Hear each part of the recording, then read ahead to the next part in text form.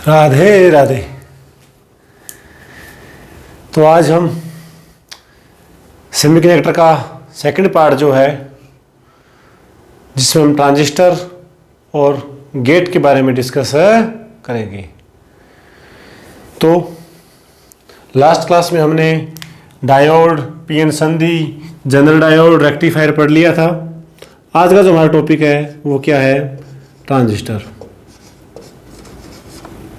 जैसा कि मैंने पहले भी बताया था, ओनली पॉइंट टू पॉइंट बात होगी, फालतू का ज्ञान नहीं दिया जाएगा। जो एग्जाम के लिए इंपॉर्टेंट है सिर्फ वही ज्ञान दिया जाएगा। हाँ, फालतू का ज्ञान फिर कभी देंगे, है ना, जब 11th 12th बीएससी उस क्लास में देंगे कभी। ट्रांजिस्टर यानी पीएन डायोड में क्या होता है? एक ही संधि होती है। ट्रांजिस्टर में दो संधि होती है। कितनी संधि होती है? दो। ट्रांजिस्टर में क्या होता है? Transfer plus register. इसकी संधि विच्छेद कर सकते हो आप, हालांकि रिक्वायरमेंट नहीं है। अब ट्रांजिस्टर में क्या होता है? जैसे ये है,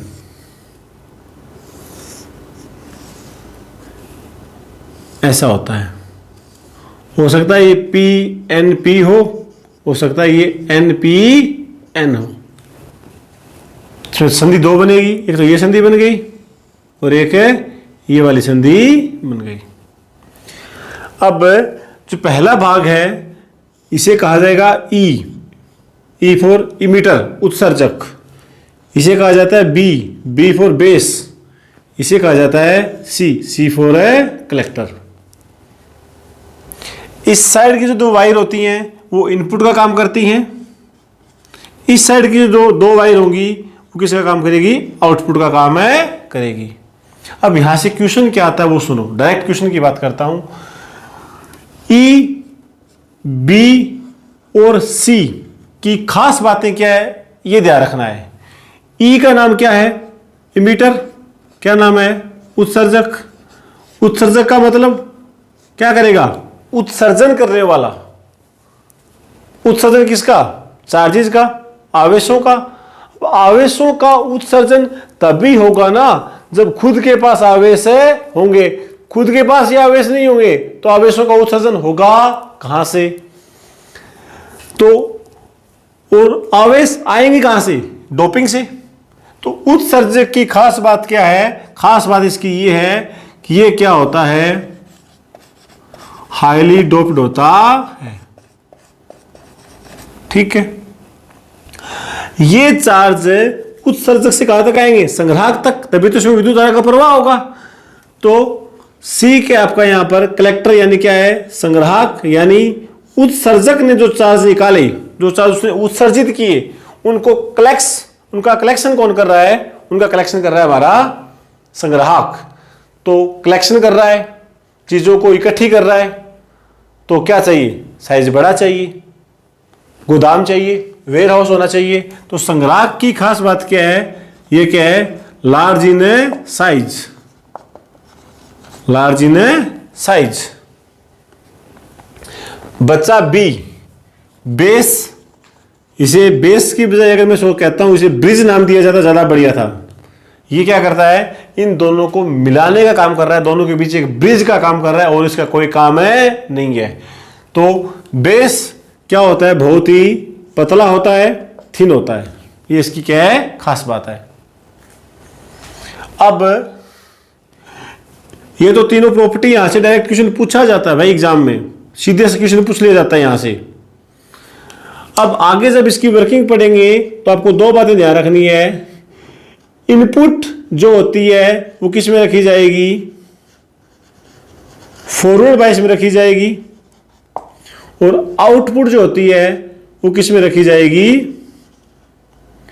रिवर्स बायस में रखी जाती है। इनपुट को फॉरवर्ड बायस और आउटपुट को रिवर्स बायस में रखा जाता है। अब इनपुट और आउटपुट को फॉरवर्ड और रिवर्स करते कैसे हैं इसी डायग्राम में समझा देता हूं। जैसे मान लो ये किसका डायग्राम है? एनपीएन का मान लें। एनपीएन का डायग्राम है।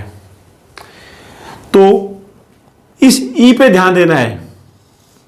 ये ई क्या होनी चाहिए? अगर अभिनत होनी चाहिए। क्या होनी चाहिए? अगर अभिन्नत होनी चाहिए। अब E किससे जुड़ा है? N से। N अगर प्लस से जुड़ जाए तो क्या बन जाता है? Reverse bias. N अगर माइनस से जुड़ जाए तो क्या बन जाता है? फॉरवर्ड बाइस। चीजें याद है? N plus P minus N minus P plus, last lecture में डिस्कस किया था हमने। तो हमें यह क्या करना है? अगर अभिन्नत करना है तो N किसे जुड़ना चाहिए? माइनस से। तो बैटरी का माइनस, दूसरा सिरा किसे जोड़ दो? बैटरी के B से। इसी तरीके से आउटपुट को देखना है तो आउटपुट में कौन है? C किसे जुड़ा है? N से। ये वाला C किसे होना चाहिए? रिवर्स बाइस में। तो रिवर्स बाइस के लिए N किसे जोड़ना चाहिए? पॉजिटिव से। तो ये वाला इस N पे ध्यान देना है, इधर ध्यान नहीं देना। इससे किसे जोड़ दो? बैटरी के प्लस से जोड़ दो। और रिवर्स बाइस में बैटरी थोड़ी क्या होती है? बड़ी होती है। तो आपको बीच वाले वायर पे ध्यान नहीं देना, सिर्फ आपको यहां ध्यान देना है और इसी के अकॉर्डिंग क्या करना है? फॉरवर्ड और रिवर्स करना है। बीच वाला तार जो मर्जी हो, इससे फर्क नहीं पड़ेगा। इस प्रकार का जो विन्यास, जो कॉन्फ़िगरेशन तैयार हुआ है, इसे कहा जाता है ट्रांजिस्टर किया CB कॉन्फ़िगरेशन। क्योंकि CB का मतलब कॉमन बेस, आधार उभयनिष्ठ। B कॉमन आ रहा है ना, आधार उभयनिष्ठ। इसी तरीके से हम E को भी कॉमन ले सकते हैं और C को भी कॉमन ले सकते हैं। आगे बनाएंगे डायग्राम। अब ये काम कैसे करता है शॉर्टकट में सुन लो, डिटेल में नहीं जाना, क्योंकि ऐसे क्वेश्चन नहीं बनने वाला। कोई भी थ्योरी है, ज्यादा क्वेश्चन नहीं बनेंगे। N है, ज्यादा मात्रा में कौन होंगे? इलेक्ट्रॉन। ज्यादा मात्रा में कौन होंगे? इलेक्ट्रॉन। P है, ज्यादा मात्रा में कौन होंगे? होल। अब P की बात सुनो, सुनना मेरी बात। P पे ध्यान दो। यहां ए बालक, उधर क्या देख रहा है? हैं? क्या देख रहा है उधर? सब मोह माया है, छोड़ो, इधर आओ। हाँ इधर आओ। ये जो होल है ना, ये होल, इन इलेक्ट्रॉनों की, यानी P के अंदर जो इलेक्ट्रॉन है ना, उनके कंपैरिजन में होल क्या है? बहुसंख्यक है। होल मेजॉरिटी चार्ज कैरियर है। अगर इन होलों की इन इलेक्ट्रॉनों से तुलना की जाए तो इन इलेक्ट्रॉनों के आगे होलों की संख्या क्या है? बहुत ही कम है। इन इलेक्ट्रॉनों से क्या? बहुत ही कम। लेकिन इसके इलेक्ट्रॉनों से की जाए तो क्या है? बहुत ही ज्यादा। अब होगा क्या? जैसे मर्जी समझ लो, बैटरी का नेगेटिव है तो क्या देगा? इलेक्ट्रॉन देगा। इलेक्ट्रॉन पहले थे, इलेक्ट्रॉन और आगे, रिपल्सन बढ़ गया, इलेक्ट्रॉन इधर आएंगे, इस संधि को तोड़ देंगे। अब मान लो 100 इलेक्ट्रॉन यहां आए, 100 में से 3-4 इलेक्ट्रॉन तो क्या बन गए? होलों के साथ रिएक्शन करके न्यूट्रल बन गए। बाकी जो 95-96 बचे, 95-96, वो कहां चले जाते हैं? कलेक्टर में चले जाते हैं, क्योंकि पीछे से क्या लग रहा है? रिपल्सन है, लग रहा है। अब दो बातें ध्यान दो। यहां जो होल थे वो इलेक्ट्रॉनों से रिएक्शन करके क्या बन गए? न्यूट्रल बन गए। तो यहां होलों की क्या आ गई? कमी। इस होलों की कमी को पूरा कौन करता है? बैटरी का ये वाला प्लस क्या देता है? होल। तो इन होलों की कमी की पूर्ति करता जाता है। अब 100 में से 3-4 इलेक्ट्रॉन तो यहां न्यूट्रलाइज हो गए, 95-96 यहां आ गए, तो यहां इलेक्ट्रॉनों की संख्या बढ़ती जाएगी। तो हम ये क्या है, जैसे मर्जी समझ लो, ये इलेक्ट्रॉन बैटरी के प्लस की ओर क्या हो जाते हैं? आकर्षित हो जाते हैं। तो ऐसे इलेक्ट्रॉन यहां से लेके इस बैटरी तक पहुंच जाते हैं। तो अब इसमें इलेक्ट्रॉन यूं जा रहे हैं, तो this is the direction of a current IE। इसमें होल यूं जा रहा है, this is the direction of a IB। Electron यूं जा रहा है, तो this is the direction of a IC। और किरचॉफ का प्रथम नियम क्या कहता है? Input current equal to output है करंट। तो इनपुट में कौन कौन जा रहा है? IB और IC। इक्वल किसके है? IE के। ये फॉर्मूला हमेशा मेंटेन रहता है, चाहे वो NPN ट्रांजिस्टर हो, चाहे वो आपका PNP ट्रांजिस्टर है। Input current equal to output है करंट। यहां तक उम्मीद है कोई दिक्कत परेशानी नहीं होगी। आपको बस ये वाली इक्वेशन पे ध्यान देना है। ये कॉमन सेंस की बातें आनी चाहिए। ये फॉरवर्ड बायस कैसे होता है, रिवर्स बायस कैसे होता है, और ये इंपॉर्टेंट है, यहां से काफी बार क्वेश्चन पूछा जाता है। तो ये करो नोट।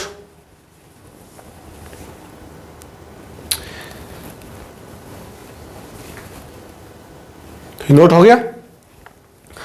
अब इसमें एक बात ये भी ध्यान रहे, आईबी जो है वो बहुत ही नेग्लिजिबल करंट होता है, यानी आई की तुलना में आईबी क्या होता है, बहुत ही छोटा होता है।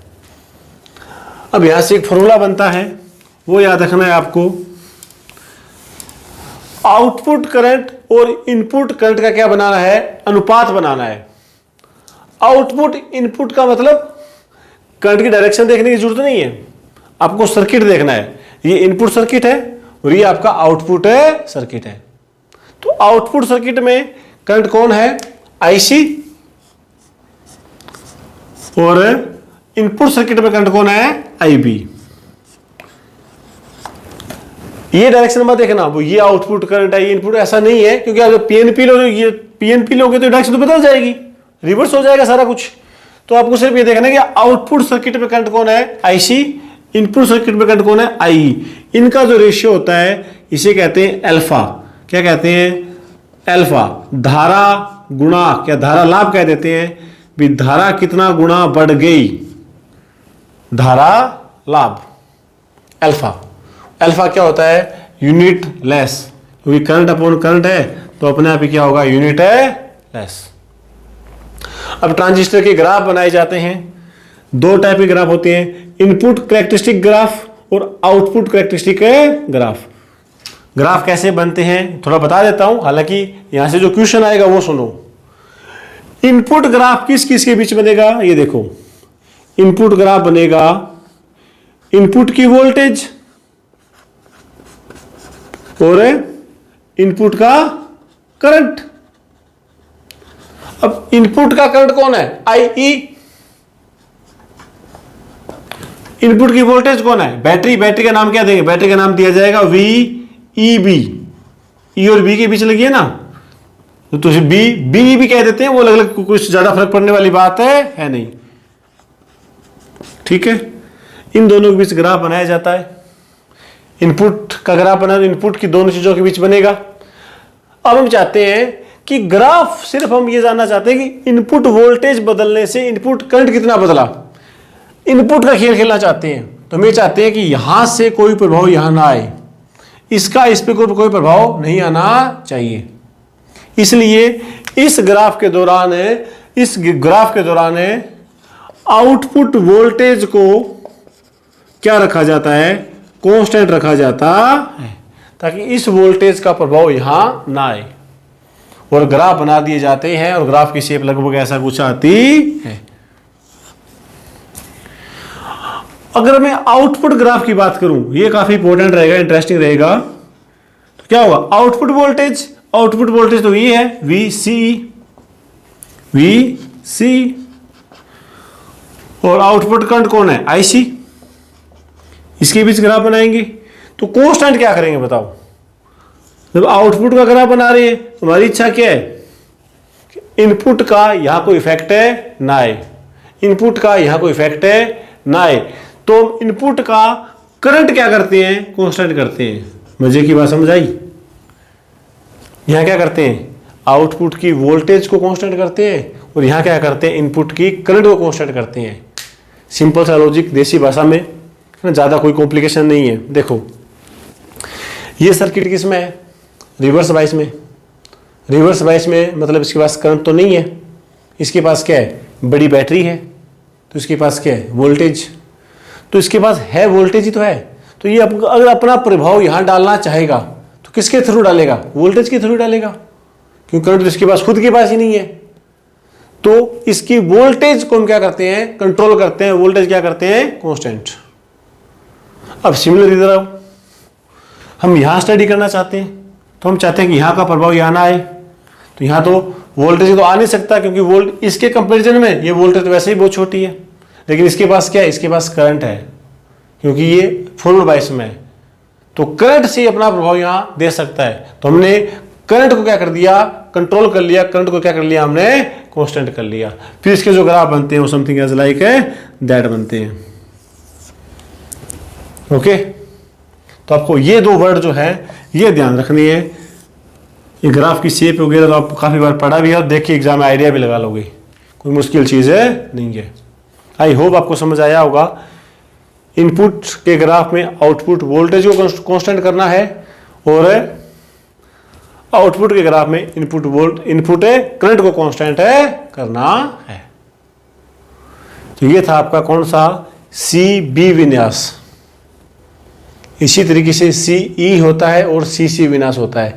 सी सी तो कभी काम नहीं आता, सी ई विन्यास काफी काम आता है। आपने पढ़ा होगा कभी ट्रांजिस्टर एज ए एम्पलीफायर, प्रवर्धक के रूप में ट्रांजिस्टर। हाँ, किसी ने ग्रेजुएशन कर ली तो वहाँ आरसी कपल्ड एम्पलीफायर वगैरह पढ़े होंगे। तो वहाँ सब जगह सीई जो विन्यास है वो काम आता है। तो हम देखते हैं सीई विन्यास कैसे होगा। इसमें याद रखने वाली बातें मैंने आपको बता दी, दो बातें ये याद रखना और एक अल्फा का फॉर्मूला याद रखना है। अब हम पढ़ेंगे सीई विन्यास। तो अब हम इसका बनाते हैं सीई विन्यास, है ना। देखो आप लोगों का टाइम बचाने के लिए ना कितनी मेहनत करनी पड़ती है। ऑफलाइन क्लास का बढ़िया रहता है। चलो इधर आओ, सीई विन्यास की बात कर रहे हैं। तो ई को क्या करना है, कॉमन। ई इनपुट में भी जुड़नी चाहिए और आउटपुट में भी जुड़नी चाहिए, ठीक है। ये जो सर्किट होता है कौन सा सर्किट होता है, इनपुट सर्किट। ये सर्किट कौन सा होता है, आउटपुट सर्किट। ई कॉमन है तो इनपुट सर्किट का जो बाइसिंग है वो डिसाइड कौन करेगा, बी करेगा, क्योंकि बैटरी तो ई और इसके बीच लग रही है ना। ई तो कॉमन है, ई के तो हमें ध्यान नहीं देना, ध्यान किसकी देनी है, बी की। फॉरवर्ड बाइस करना है, बी का मतलब कौन है, पी। पी किससे जुड़ता है, बैटरी के प्लस से। ये हो गया फॉरवर्ड बाइस, ठीक है। इधर आउटपुट, आउटपुट किसके बीच लगेगी, ई और सी के बीच। ये लो, मैं थोड़ा अटपटा सा डायग्राम बनाया है, शायद आप लोगों ने पहले कभी ऐसा देखा नहीं होगा। ई इसके अंदर भी आ गया, ई इसके अंदर भी आ गया। अब आउटपुट की बैटरी इसको देखिए लगानी है, एन है, एन को रिवर्स बाइस में रखना है। एन किससे जुड़ेगा, प्लस से। कॉमन वायर होता है उसको नहीं देखना कहां जुड़ रहा है कहां नहीं जुड़ रहा, दोनों तरफ देखने बैठोगे तो कंफ्यूज हो जाओगे। एक चीज को पकड़ लो बस। ये क्या बन गया आपका, सीई विन्यास। इसमें भी सेम वही स्टोरी होगी, यहां से इलेक्ट्रॉन इधर जाएंगे, ये बीच वाले से क्या, बीच वाला ब्रिज का काम करेगा। तो नियम वही रहने वाले, नियम कुछ बदलने वाले नहीं है। इक्वेशन वही आएगी, आई ई बराबर है आई बी प्लस आई सी। लेकिन ध्यान रहे आउटपुट तो आई सी है, लेकिन इनपुट का काम कौन कर रहा है, इस बार आई बी कर रहा है। यानी अगर मैं धारा लाभ निकालना चाहूं तो पिछली बार धारा लाभ कैसे निकाला था, आई सी बटा आई ई किया था। आई ई अब कौन आएगा, कौन रिप्लेस करेगा, आई बी कर देगा। यहां बी है तो यहां बीटा लिख देना है, याद रख लेना ये, ओके। अब यहां से इंपॉर्टेंट क्वेश्चन बनता है, relation between alpha and beta. Alpha क्या था, आई सी अपॉन आई ई था। अल्फा और बीटा के बीच क्या बनाना है, रिलेशन बनाना है, तो बना दो, बच्चों वाला काम है ये तो। आई ई बराबर है आई बी प्लस है आई सी। सारी इक्वेशन को आई सी से डिवाइड कर दो, कर दिया। आई ई अपॉन आई सी क्या बन गया, एक बटा alpha. I B upon I C क्या बन गया, एक बटा बीटा प्लस 1। अब इसे हल करने के दो तरीके हैं, दोनों तरीकों से हल कर देते हैं। एक तो आपने क्या लिया, लघुत्तम alpha beta, beta plus alpha. एक मिनट, इसको उठा के पहले इधर लाना पड़ेगा ना, प्लस माइनस आएंगे उसके बाद ये होगा, नहीं तो गड़बड़ हो जाएगी। तो मैं सर्किट वाला ये डायग्राम साफ कर रहा हूँ, उम्मीद है सबको समझ आ गया होगा, ठीक है। हाँ, तो I alpha minus 1 by I beta equal to 1, उठा के इधर ले गए। अल्फा बीटा बन गया एलसीएम, बीटा माइनस अल्फा बराबर 1, बीटा माइनस अल्फा बराबर है अल्फा बीटा। ठीक है मैंने, हाँ। अब यहां से अल्फा जानना चाहता है तो क्या बनेगा, बीटा माइनस अल्फा बटा में बीटा, ये बीटा डिवाइड में चला गया। और दूसरा इसको हल करने का तरीका क्या है, दूसरा इसको ऐसे भी तो हल कर सकते ना हम, 1 बाई अल्फा 1 प्लस बीटा, क्या दिक्कत है। इस साइड एलसीएम ले लो, पलटा मारो, ये लो, ये भी तो अल्फा बीटा में संबंध है, ये भी अल्फा बीटा में संबंध है, दोनों संबंध आपको ध्यान रखने हैं, काफी इंपॉर्टेंट है, पूछा जा सकता है डायरेक्ट क्वेश्चन एग्जाम में अल्फा और बीटा का। ओके, दूसरी सीई विन्यास और सीबी विन्यास में एक छोटा सा फर्क है, वो ध्यान रखियो, काफी इंपॉर्टेंट है। सीबी विन्यास और सी विन्यास में देखो क्या फर्क है।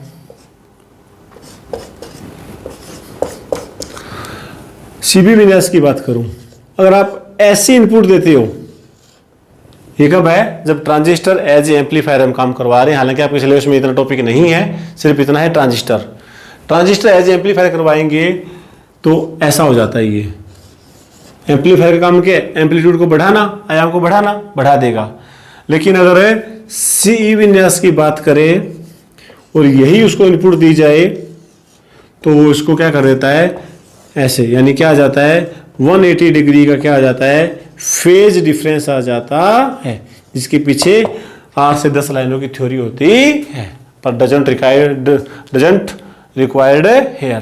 तो आपको ध्यान रखना है, सीई विन्यास में इनपुट और आउटपुट के बीच 180 डिग्री का विन्यास होता है, फेज डिफरेंस होता है। अल्फा बीटा के बीच संबंध आपको ध्यान रखने हैं। और ये बता दिया, इनपुट का जब ग्राफ बनाते हैं तो आउटपुट की वोल्टेज कांस्टेंट करनी है, और आउटपुट का जब ग्राफ बनाते हैं तो इनपुट की करंट कांस्टेंट करनी है, चाहे कॉन्फ़िगरेशन कोई सा भी क्यों ना हो, चाहे सीबी हो चाहे सीई हो। सीसी कभी काम में नहीं लिया जाता क्योंकि बहुत ज़्यादा एफिशिएंट नहीं होता, इसकी दक्षता अच्छी नहीं होती, सीधी भाषा में बोले तो अच्छी माइलेज नहीं देता। तो ट्रांजिस्टर के बारे में आपको इतनी सी बातें याद रखनी है। अब आपका इस चैप्टर का लास्ट टॉपिक जो सबका फेवरेट आता है ना, गेट। ठीक है, गेट के बारे में देखो, गेट की खास बात क्या होती है, गेट की खास बात होती है इनपुट आर मोर देन 1, यानी इनपुट की जो वायर हो क्या होती है more than 1, but output wire क्या होती है हमेशा 1 होती है। इनपुट वायर एक से ज्यादा हो सकती है, लेकिन आउटपुट वायर हमेशा क्या होती है, 1 होती है। 3 गेटों के नाम सबने सुने होंगे, और गेट, फिर आपने क्या सुना होगा, एंड गेट, फिर आपने क्या सुना होगा, नोट गेट। और नोट को मिला दिया जाए तो बन जाता है, और उसको नोर गेट बन गया, क्या बन गया, नैंड गेट। एक गेट होता है एक्सोर, वो अलग से पढ़ेंगे। 5 गेट हैं, पांचों के सिंबल, पांचों की समीकरणें पहले से पढ़ी हुई आप लोगों की, नया कुछ नहीं है इसके अंदर, बस आपको याद रखनी है। और गेट का सिंबल क्या होता है भाई, ये वहां सिंबलों में कंफ्यूज मत हो जाना, ये इनपुट हो गई, इसकी क्या हो गई, आउटपुट। एंड का तो डी बनाना है, एंड का तो याद आ जाए, सिंपल सा क्या बनाना है, डी बनाना है, ए बी, और ये क्या होगी इसकी आउटपुट। नोट की इनपुट भी 1 होती है और आउटपुट भी क्या होती है, 1 होती है, ये वाई। नोर यानी नोट और को जोड़ना है। अब अगर है नोट को पहले जोड़ दोगे, मान लो नोट को मैं पहले जोड़ देता हूं तो इसकी आउटपुट कितनी है, 1, इसकी इनपुट कितनी है, 2, दूसरा तार कहां से लाओगे, हैं दूसरा तार कहां से लाओगे। याद आ क्या वो मूवी का डायलॉग, हमसे लड़ने की हिम्मत तो ले आओगे पर जगीरा जैसा कमीनापन कहां से लाओगे। तो पहले क्या जोड़ना पड़ेगा, और गेट, ये और गेट है, दो इनपुट है, ये इसकी आउटपुट क्या हो गई x। अब और की जो आउटपुट है वो क्या बन जाएगी, नॉट गेट की क्या बन गई, इनपुट। इसे हम शॉर्टकट में यू भी बना देते हैं, यू ए बी और y। इसी प्रकार एंड का, ये एंड गेट है, ये गोला बना दो, अपने आप सीधा क्या बन गया, एंड गेट, नैंड गेट। गोला लग गया तो नैंड, गोला नहीं लगा तो एंड। सिंबल तो याद ही करने पड़ेंगे। समीकरण, इसकी आउटपुट क्या होती है, जैसे बच्चों से पूछते हैं ना, 2 और 3 क्या कहते हैं, 5। मैंने सीधे मैंने ये कहा 2 और 3, तो अपने आप दिमाग में क्या आता है, ऐड करना है। 2 और 3 ऐड, तो वही और गेट के लिए क्या करना है, ऐड करना है। एंड के लिए क्या करना है, डॉट करना है। इसके लिए क्या करना है, इसका उल्टा करना है, बार। 0 है तो 1, 1 है तो 0। नोर है, और आ रहा है ना, तो पहले तो प्लस लगा दो दोनों के बीच, अब क्या खींच दो, बार। नैंड है तो एंड का फील आ रही है, डॉट, अब क्या लगा दो, बार। अब नई बात सुनो, जो आप लोगों ने नहीं पढ़ी हुई बात सुनो, क्वेश्चन वहीं से बनेगा। इस चीज को ऐसे भी लिखा जा सकता है, ए बार डॉट बी बार, यानी बार को तोड़ोगे तो निशान चेंज हो जाएगा, और इसे ऐसे लिखा जा सकता है, ए बार प्लस बी बार। हम वेरीफाई भी करेंगे, देखते हैं लिखा जा सकता है कि नहीं लिखा जा सकता, चेक कर लेंगे हम, कोई दिक्कत है नहीं है। अब इसकी टेबल बनाने से पहले आपको इतना पता होगा, गेट जो होते हैं सिर्फ 0 और 1 पे काम करते हैं, जिसे हम बाइनरी नंबर कहते हैं, द्विआधारी संख्या कहते हैं। 0 का मतलब नो, 1 का मतलब यस। तो टेबल बनाए हम, ए बी वाई, दोनों 0 0 है, 0 0 0, 0 1 1, 1 0 1, 1 1 1, 2 मत कर देना, क्योंकि नंबर ही दो है हमारे पास, 0 और 1, 2 तो हमें पता ही नहीं है। इसी तरीके से इसकी टेबल, ये तो बनाई हुई चीजें नहीं, इसमें थोड़ा फास्ट करवा रहा हूं है, हाँ, मल्टीप्लाई तो कर रहे हैं। इसकी तो छोटी सी बनेगी, ये 0 ये 1, ये 1 तो ये 0। इसकी टेबल ए बी वाई, 0 0 0 1 1 0 1 1, 0 0 को जोड़ो क्या आएगा, ये आना है, हमें तो पता है, लेकिन हमें इसका क्या चाहिए, बार। क्या चाहिए इसका, बार। इसका बार कर दो भाई, ये बन जाएगा। क्या ये सारणी इस इक्वेशन को भी सेटिस्फाई करेगी, क्या लगता है, चेक करें। इस इक्वेशन को सेटिस्फाई कर रही है, कैसे चेक करोगे, यहां चेक कर लेते हैं, कोई दिक्कत नहीं है। इस इक्वेशन को मैं सेटिस्फाई कर रहा हूं, क्या है, ए बार, क्या है, बी बार। ये 0 0 है तो 1 1 0 0, बार करना ना इसका, ए का। बी कौन है, 1 0 1 0, उल्टा करना ना इसका। ए बार बी बार को चेक कर रहे हैं, अब दोनों की मल्टीप्लाई करो, 1 की 1 से 1, 0 0 0, this result matching with this result, यानी ये दोनों इक्वेशन लिख सकते हैं। यानी बार को तोड़ेंगे तो प्लस की जगह डॉट, डॉट की जगह प्लस, और इसमें क्या आएगा भाई, ए बी वाई, 0 0 1 0 नहीं, 0 1 1 0 1 1। ए डॉट भी क्या आता है, ये आता है, इसका बार करना है 1 1 1 और 0। तो आप इसको नीचे वाली इक्वेशन को भी चेक कर सकते हो। अब यहां इंटरेस्टिंग क्वेश्चन देखो, ये टेबल वेबल सबको आती है, बना दोगे आप लोग। अब अगर ऐसा लिख आ जाए, इस गेट को आप क्या नाम दोगे,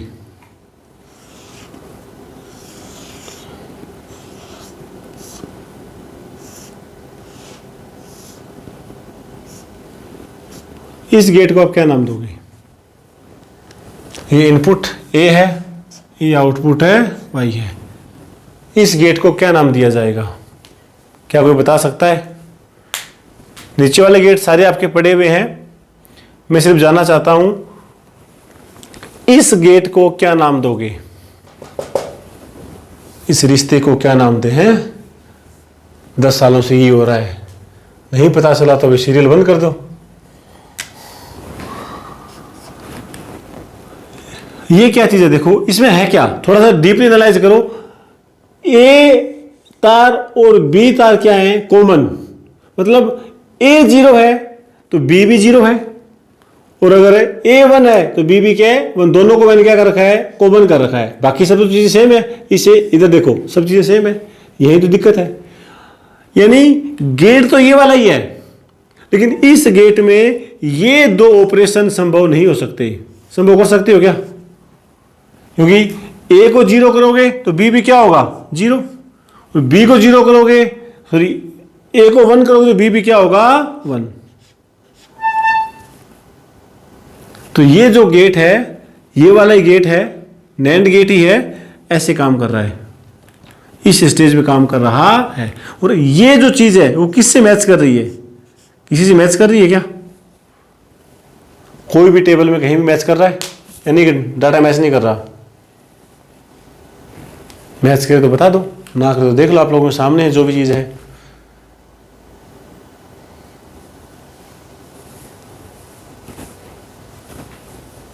ओके, तो ये आपकी गेट है।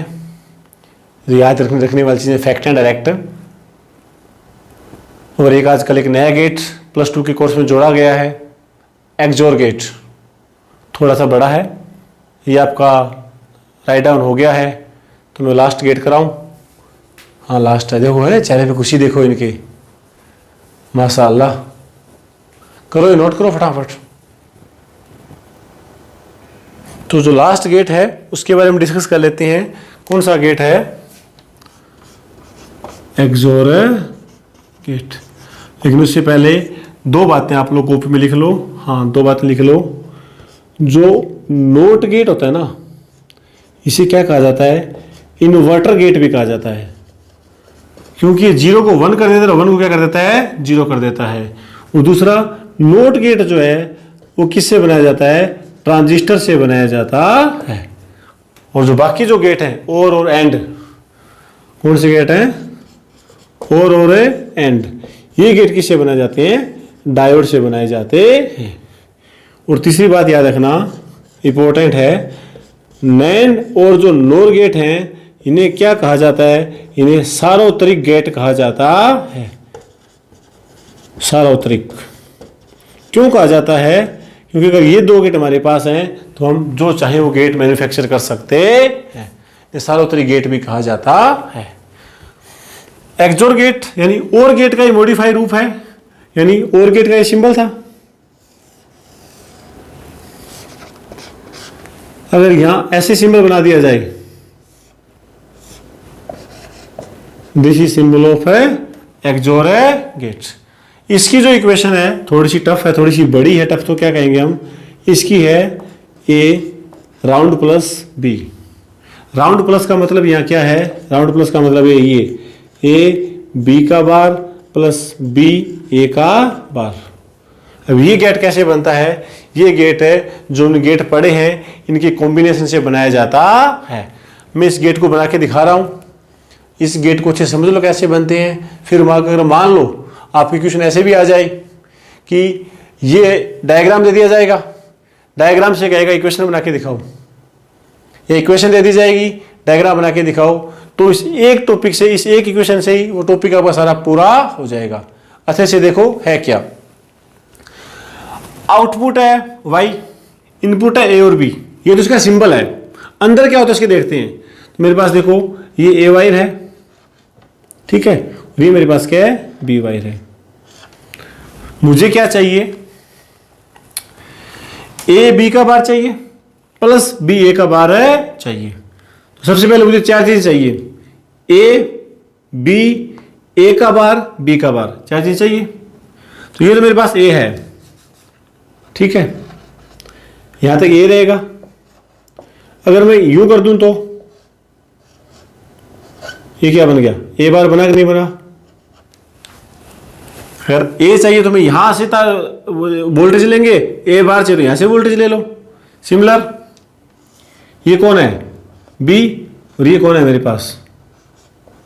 बी का बार। ये तो चार चीजें मुझे चाहिए, ले लिया। अब स्टेप बाय स्टेप, सबसे पहले क्या चाहिए, ए और बी बार का गुणा चाहिए। ए और बी बार मल्टीप्लाई में चाहिए। मल्टीप्लाई का काम कौन करता है, एंड गेट। कौन करता है, एंड गेट। तो बुलाया जाए एंड गेट को, this is the symbol of AND gate. AND gate में मुझे क्या चाहिए, ए बी बार चाहिए। तो यानी इसकी इनपुट कौन होगी, एक तो ए होगा, एक इसका इनपुट कौन होगा, बी बार होगा। ये लो, ए और बी बार क्या देंगे, ए बी बार देंगे। दूसरा क्या चाहिए, बी ए का बार, यानी इसमें भी मल्टीप्लाई चाहिए, तो एक एंड गेट और ले लो। ये लो, क्या चाहिए मुझे, बी ए का बार, यानी एक तार तो किससे आएगा, बी से आएगा, आ गया। एक तार कहां से आएगा, ए बार से, ये आ गया। ठीक है, सुंदरता अपने आप बनाते रहना आप लोग। अब ये भी मिल गया, ये भी मिल गया। अब इन दोनों का आपस में क्या करना है, प्लस। प्लस के लिए कौन सा गेट आता है, और गेट। कौन सा गेट आता है, और गेट। ये लो, ये लो, और गेट क्या कर देगा, इन दोनों का सम कर देगा, यानी ए बी बार को जोड़ देगा किसमें, बी ए बार में। काम खत्म। तो यहां से क्वेश्चन ऐसा ही पूछा जा सकता है कि ये चीज आपको दे दे, इक्वेशन बताओ, या हो सकता है कोई नई इक्वेशन बना के दे दे, आपसे कह दे उसका डायग्राम बना के दिखाओ। तो अगर ये कंसेप्ट क्लियर है, एक बार इसे बिना देखे बनाना, ये क्लियर है, तो फिर जो मर्जी क्वेश्चन आ जाए आप आसानी से उसे टैकल है कर लोगे। तो ये थ्योरी का चैप्टर है, इसकी असाइनमेंट की कोई ज़्यादा बड़ी सी रिक्वायरमेंट है नहीं। कोई एक आधा अच्छा क्वेश्चन हुआ तो मैं नेक्स्ट क्लास में साथ में करवा दूंगा। बाकी जो चीज़ मैंने बताई है शायद मेरे ख्याल से 2.5 से 3 पेज का होगा सारा चैप्टर, तो नोट कर लो अच्छे से, एक भी पॉइंट छोड़ना मत, क्योंकि मैंने जो इंपॉर्टेंट है वही करवाया है। मैंने फिल्टर लगा दिया है, आप और फिल्टर मत मारना। इतना करो, रिवाइज करो, फिर हम नेक्स्ट टॉपिक स्टार्ट करेंगे। नेक्स्ट वीडियो में मिलते हैं। इतने अपना ध्यान रखिए। और मौसम गर्मी का है तो भाई अपने खाने पीने का, अपने डाइट का है, अपने स्टडी टाइम का सब ध्यान रखना है, क्योंकि हेल्थ अगर आपकी ठीक नहीं रहेगी तो जितना मर्जी पढ़ लेना सब बेकार है। तो हेल्थ पे ख़ास तौर से ध्यान देना है। लिक्विड का प्रयोग ज़्यादा करें। लिक्विड का मतलब पानी से, है ना, छाछ, लस्सी, दूध, इनसे है, तुम कहीं और मत समझ लेना। और ये भी ना हो कि सर ने बोला था छाछ पीनी है, वो 4-5 गिलास पी के सो जाओ, ऐसे भी नहीं करना। तो अपनी बॉडी का हाइड्रेट रखो। गर्मी का मौसम है, और वैसे भी जब हम पढ़ते हैं तो हमें उतनी ही एनर्जी चाहिए जितना एक आदमी खेत में काम करता है। वो फिजिकली काम करता है, हम मेंटली काम करते हैं। तो डाइट का विशेष तौर से ध्यान रखें, अपने आप को फिट रखें, और अनावश्यक रूप से बाहर जाना बंद कर दें, क्योंकि ज़िंदगी का सवाल है, लाइफ सेट हो जाएगी।